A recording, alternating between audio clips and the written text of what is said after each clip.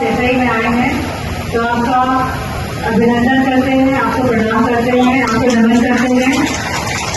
और पूरे सफाई के लोग आज उपस्थित हैं, कलर से लोग आए हैं हमारे बीच में, जसवंत नगर से आए हैं, कृषि से आए हैं।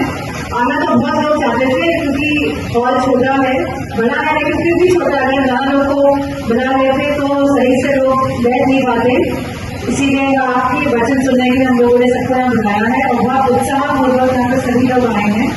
और जो आपकी ये मिशन है, जिस तरह गाय को बचाने का मिशन है, तो मैं आपसे कहना चाहूंगी कि हम तो यादववंशी लोग हैं और गाय हमेशा से हमने अपनी माँ के रूप में देखा है, क्योंकि हमेशा से गाय ने सभी को पोषण देने का काम किया है और उसके संरक्षण के जो भी हो पाएगा समाजवादी पार्टी और मैं ये कार्य करूंगी। इन्हीं शब्दों के साथ मैं चंदन नायक जी का और सभी आए हुए संतों का बहुत बहुत धन्यवाद करती हूँ।